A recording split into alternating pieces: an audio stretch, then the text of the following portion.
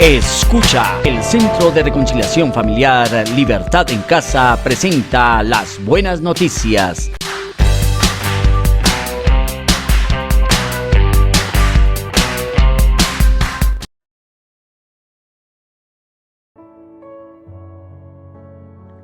Bienvenidos a estas buenas noticias. Ayer estudiamos un poco sobre lo que el mundo usa para su diversión y que en realidad es una metáfora que muestra las actitudes y acciones contrarias al gobierno de Dios, formando una escalera descendente al infierno. Es que en muchas series, cómics y películas infantiles se esconden doctrinas engañosas que pintan de bondad y ternura los más oscuros pensamientos. Estos tomarán el control de la mente cuando se llega adulto, pues en medio de la fantasía y la inocencia infantil se está mezclando el poder satánico que gobierna el planeta. Esto solo nos enseña a convivir con la conducta equivocada y la consideramos normal, y hacemos oda a algunos actos que nos parecen inteligentes y audaces, aunque vayan contrarios a las leyes de Dios. Jesús les contó la siguiente historia a sus discípulos. Había cierto hombre rico que tenía un administrador que manejaba su negocio. Un día llegó la noticia de que el administrador estaba malgastando el dinero de su patrón. Entonces el patrón lo llamó y le dijo: ¿qué es esto que oigo acerca de ti? Prepara un informe final porque voy a despedirte. El administrador pensó: ¿y ahora qué haré? Mi jefe me ha despedido. No tengo fuerzas para cavar zanjas y soy demasiado orgulloso para mendigar. Ya sé cómo asegurarme de que tendré muchos amigos que me reciban en sus casas cuando mi patrón me despida. Entonces invitó a todos los que le debían dinero a su patrón para conversar con ellos sobre la situación. Les preguntó al primero: ¿cuánto debes a mi patrón? El hombre contestó: le debo 100 medidas de aceite de oliva. Entonces el administrador le dijo: toma la factura y cámbiala a 50 medidas. Al siguiente le preguntó: ¿cuánto le debes tú? Le debo 100 medidas de trigo, respondió. Toma la factura y cámbiala a 80 medidas, le dijo. Al final el hombre rico tuvo que admirar a este pícaro deshonesto por su astucia. Y la verdad es que los hijos de este mundo son más astutos que los hijos de luz al lidiar con el mundo que los rodea. Evangelio de Lucas 16, 1 al 8. Admirar al que usa su astucia para mantenerse es lo mismo que el no condenar al que hace trampa para ganar. La inteligencia y el poder creador, que es la imagen de Dios, usada para lo malo, es lo que nos hace olvidar la obra libertadora que ejecutó Cristo al pagar con su sangre el pecado del mundo. Pero en el cierre de esta enseñanza, Jesús, el Señor, marca una gran diferencia entre los hijos del diablo y los hijos de Dios. Él dice que los segundos en realidad no son capaces de hacer esas cosas, pues no tienen la astucia que se requiere. En el Génesis, cuando Satanás tentó a la mujer, el escritor lo presenta así: es que la serpiente era el más astuto de todos los animales salvajes que el Señor Dios había hecho. Génesis 3:1. Así que no es en vano que el Señor diga que los hijos del mundo son más astutos que los hijos de luz. El sabio Salomón escribió: quien ama el dinero jamás tiene suficiente, quien ama las riquezas nunca recibe bastante. Y también esto es vanidad. Eclesiastés 5:10. Esa es otra de las principales trampas para el alma humana: la codicia o la avaricia. Hay uno de los protagonistas de la serie de los pitufos, que es el fortachón, cuyo carácter es el avaro. El avaro es idólatra.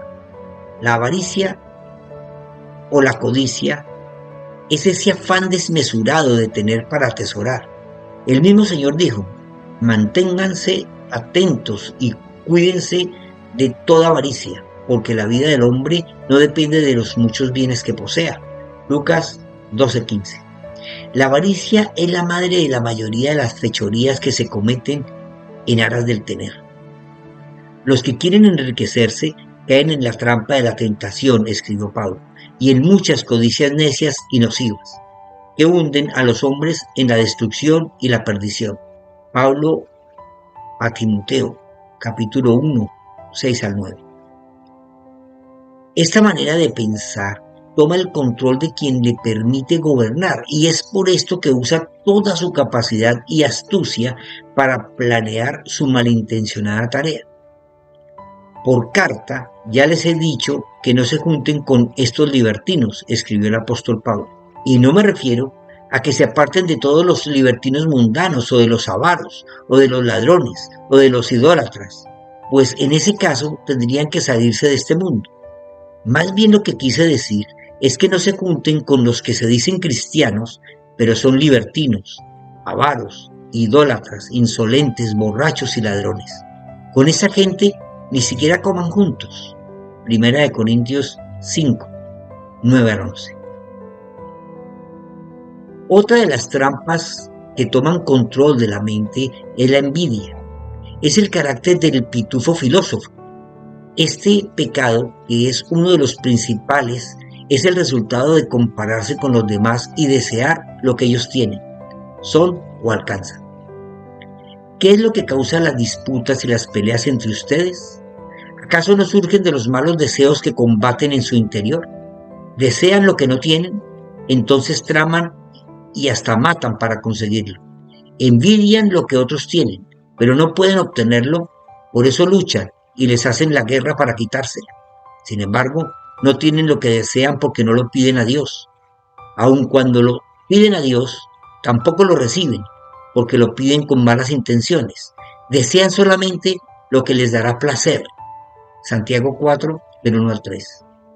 Muchas veces alguien nos cuenta sobre sus logros y éxitos, pero en lugar de alegrarnos, buscamos una mancha en su noticia para condenar y así dar gusto a la envidia secreta que sentimos. El mismo apóstol Santiago escribió: si ustedes son sabios y entienden los caminos de Dios, demuéstrenlo viviendo una vida honesta y haciendo buenas acciones con humildad que proviene de la sabiduría. Pero si tienen envidias amargas y ambiciones egoístas en el corazón, no encubren la verdad con jactancias y mentiras, pues la envidia y el egoísmo no forman parte de la sabiduría que proviene de Dios. Dichas cosas son terrenales, puramente humanas y demoníacas, pues donde hay envidias y ambiciones egoístas, también habrá desorden y toda clase de maldad. Santiago 3, 13 al 16. Hasta ahora hemos visto la ira, el orgullo, la avaricia y la envidia, que están tan arraigadas en nuestra cultura mundana y son pecados, pues nos convierten en delincuentes al faltar a la ley establecida por Jesús, quien decretó amar al prójimo. Y estos pecados son directamente contra el prójimo, a quien agredimos con la ira, despreciamos con el orgullo, despojamos con la avaricia y perseguimos con la envidia. Aunque profesamos la fe y creemos en el nuevo nacimiento, aún nos debatimos con estas emociones y sentimos que gobiernan en nuestro corazón hasta que logremos llevarlas a la cruz una vez al día. Es que como aún estamos en este cuerpo vendido al pecado, aunque los llevemos al altar, se tratarán de levantar. Y es en ese momento que debemos ejercer la autoridad de Cristo para someterlos, pero con las armas de la fe. Las armas con las que luchamos no son de este mundo, escribió el apóstol Pablo, sino tienen el poder de Dios para destruir las fortalezas del enemigo. Estos son los pensamientos que hemos dejado que gobiernen nuestra vida desde niños. Con nuestras armas, también sigue Pablo, destruimos los argumentos de los que están en contra nuestra. Estos son los pensamientos que la gente nos vende como generadores de placer, tener y poder. Y acabamos, continúa Pablo, con el orgullo que no le permite a la gente conocer a Dios. Así podemos capturar todos los pensamientos y hacer que obedezcan a Cristo. Segunda de Corintios 10, 4 y 5. Pero hay otros 3 personajes en la serie que representan las trampas que atentan contra el amor propio: la gula, la pereza y la lujuria. Lidiar con ellas es a veces más difícil, pues lo que pretenden es derribarte física, mental y emocionalmente. es que pecado es lo que atenta contra el amor. Nada de lo que yo hago puede dañar a Dios. Dios es eterno, poderoso y santo. Sin mí, Él seguirá existiendo, pero sin Él, yo no tengo oportunidad.